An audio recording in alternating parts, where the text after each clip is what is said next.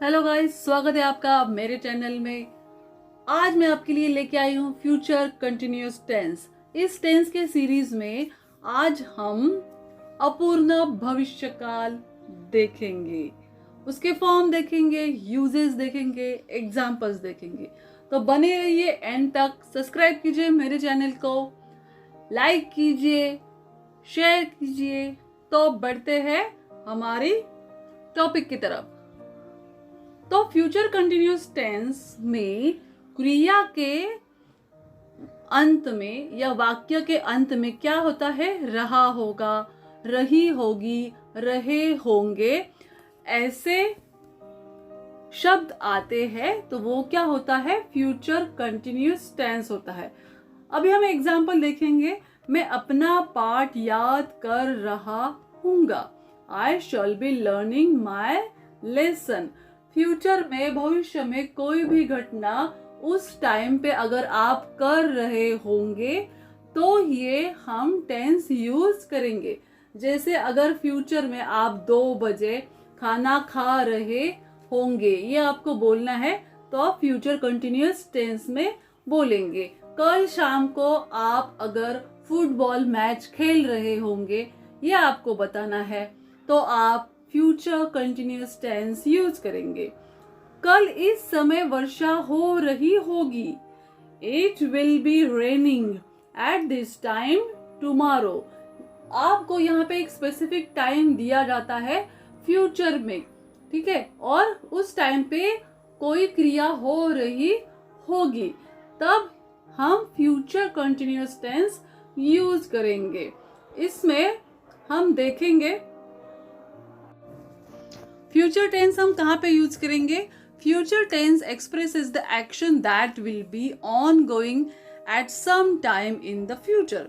मैंने आपको अभी बताया कि फ्यूचर में कोई घटना हो रही होगी किसी समय पर, तब हम यह टेंस यूज करेंगे। अफर्मेटिव सेंटेंस में, पॉजिटिव सेंटेंस में इसका फॉर्म क्या होता है?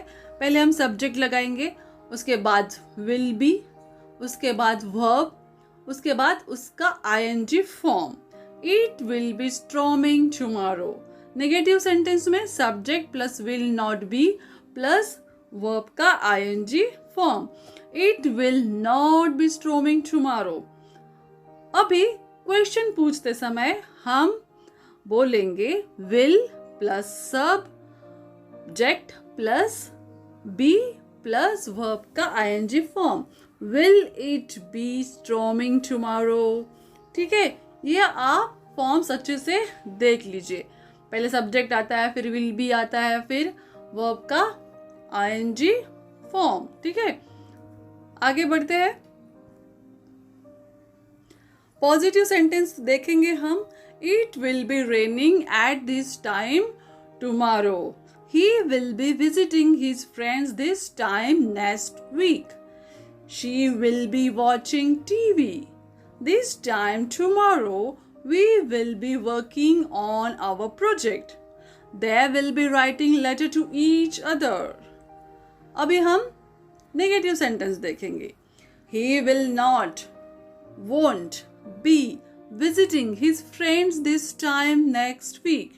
She will not be watching TV. This time tomorrow, we will not be working on our project. They will not be writing letter to each other. Now, interrogative sentence या जब हम questions पूछते हैं। Will it be raining at this time tomorrow? Will he be visiting his friends this time next week? This time tomorrow, will we be working on our project? Will they be writing letter to each other? So ये हो गए 3 sentences, positive, negative and question. अभी इसका use कहाँ पे होता है? To say that action will be in progress at a certain time in the future. So this time, tomorrow I will be lying on the bench in the sun. Don't phone me between 7 to 8 as we will be having dinner then. What will you be doing tomorrow at 12? Okay? और इसके हम uses देखेंगे. To describe interrupted action in the future. When you come tomorrow, they will be playing tennis. Second use, to express action in progress at a specific time in the future. At 12 o'clock tomorrow, we will be having lunch at school. To refer to actions that are happening now and expected to continue in the future. Unfortunately, CL levels will still be rising in 20 years. Fourth use है to ask a question politely about the future.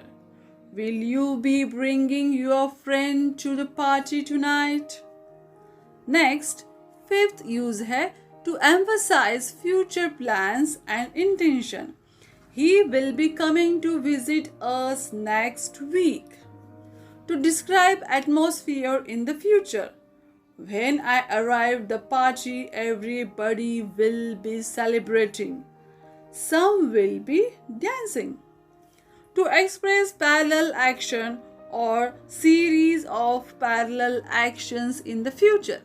She will be watching TV and he will be cooking dinner. Okay, now you got it. Thanks for watching. Like this video, share this video. Bye bye.